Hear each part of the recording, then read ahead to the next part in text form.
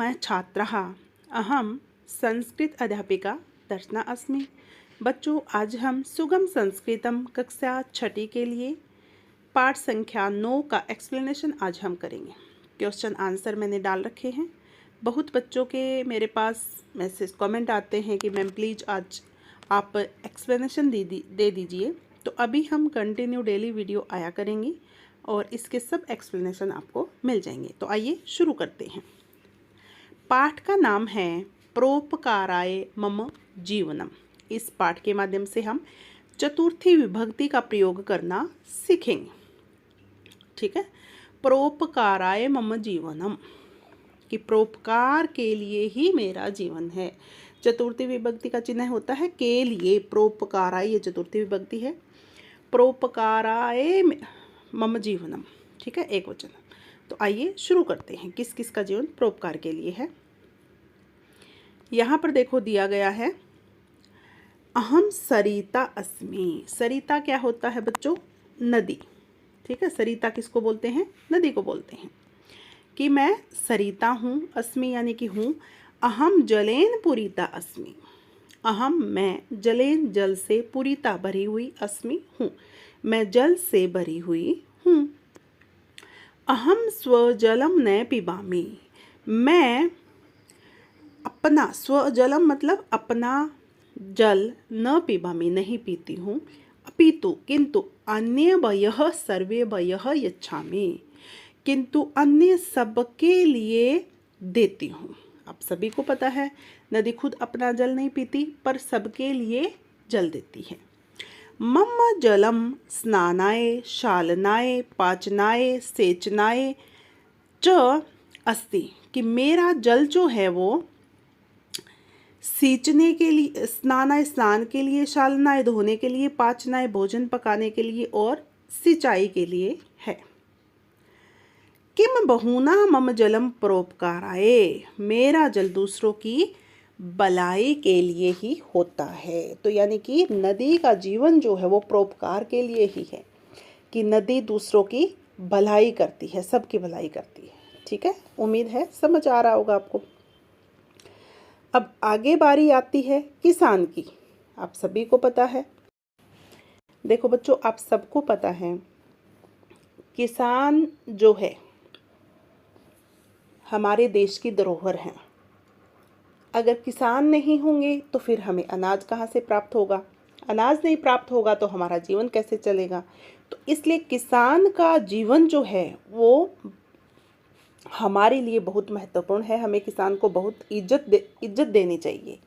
तो देखो यहाँ पर किसान देख पा रहे हैं आप, तो ये जोत रहा है खेत में हल से।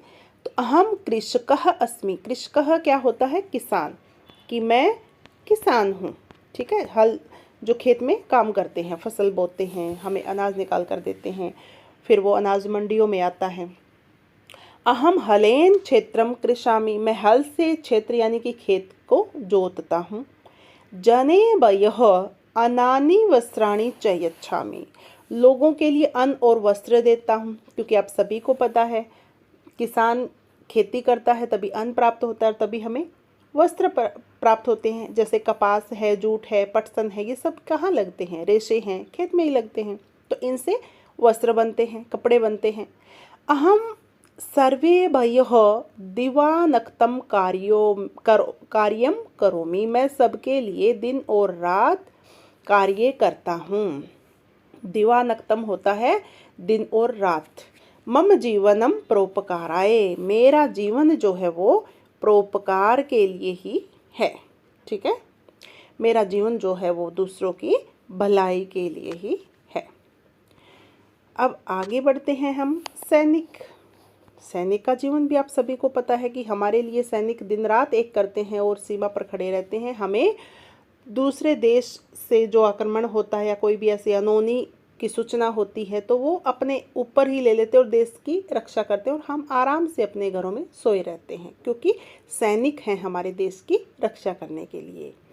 तो सैनिक क्या बोलता है? अहम सैनिकः अस्मि, मैं सैनिक हूँ। अहम देश रक्षायै क्या है? चतुर्थी विभक्ति एक वचनम है। सीमा प्रदेशम गच्छामि, जो भी लाल शब्द दिए गए हैं वो क्या हैं? सब के सब चतुर्थी विभक्ति हैं। मैं देश की रक्षा के लिए, आप सभी को पता है चतुर्थी विभक्ति का कारक चिन्ह क्या है? के लिए। देश रक्षायै, मैं देश की रक्षा के लिए सीमा प्रदेश पर जाता हूँ, यानी कि प्रदेश की सीमा पर जाता हूँ। नागरिकाणाम सुरक्षाम करोमि, नागरिकों की सुरक्षा करता हूँ। जनानाम रक्षा एव मम कर्तव्यम अस्ति, लोगों की रक्षा करना ही मेरा कर्तव्य है। मम जीवनम देशाय, मेरा जीवन जो है वो देश के लिए है। किसके लिए है? किसके लिए है? देश के लिए। आप सभी को पता है जो आर्मी में होते हैं, फौज में होते हैं, वो सब अपना जीवन जो है वो देश पर न्यौछावर कर देते हैं। ठीक है, तो इस प्रकार से ये हमने पढ़ा सैनिक के बारे में। तो अब हम आगे देखते हैं। ईदम अपि ज्ञायताम, आप यह भी जान लीजिए। तो क्या जान लीजिए? परोपकाराय फलंती वृक्षा, वृक्ष जो है वो परोपकार के लिए ही फल देते हैं। परोपकाराय वहंती नद्यः, नदी जो है वो परोपकार के लिए ही बहती हैं। परोपकाराय जीवंती वीराः, परोपकार के लिए ही वीर जीते हैं। परोपकार्थम इदम शरीरम, और परोपकार के लिए ही यह शरीर है। तो यहाँ पे अन्वय दिया गया, वृक्षा परोपकाराय फलंती नद्य, यानी कि एक ऑर्डर में दिया गया है किस प्रकार से इसका हम सरलार्थ करेंगे तब आसान हो जाएंगे। वृक्षा परोपकाराय फलंती, नद्य परोपकाराय वहंती, वीराः परोपकाराय जीवंती, इदम शरीरम परोपकार्थम अस्ति, कि वीरों, वृक्ष परोपकार के लिए फल देते हैं और नदी जो है वो परोपकार के लिए बहती है, और परोपकार के लिए ही वीरों का जीवन जो है वो परोपकार के लिए ही है, और यह शरीर जो है वो भी परोपकार के लिए है। इसलिए जितना हमसे बनता है हमें दूसरों की भलाई के लिए हमेशा आगे बढ़ना चाहिए। तो बच्चों, उम्मीद है आप सबको ये समझ आया होगा। ये हमारा छोटा सा पाठ था, परोपकाराय मम जीवनम। तो आप सबको भी समझ आया होगा। अगर कुछ भी समझ नहीं आए तो आप कमेंट बॉक्स में कमेंट करके पूछ सकते हैं, मैं ज़रूर उत्तर दूंगी। तो आज के लिए हम इतना ही करेंगे। नेक्स्ट वीडियो में मैं लेकर आऊँगी आपके लिए, क्या लेकर आऊँगी? अगला पार्ट एक्सप्लेनेशन के लिए। ठीक है, तो अगर पसंद आई तो लाइक कर दीजिए, शेयर करना ना भूलें, और पहली बार आए हैं तो सब्सक्राइब कर लीजिए, क्योंकि ये चैनल जो है वो आपके बहुत काम का है। और जुड़े रहिए लर्न विद दर्शना के साथ। वीडियो देखने के लिए आप सभी का बहुत बहुत धन्यवाद। नमस्कार।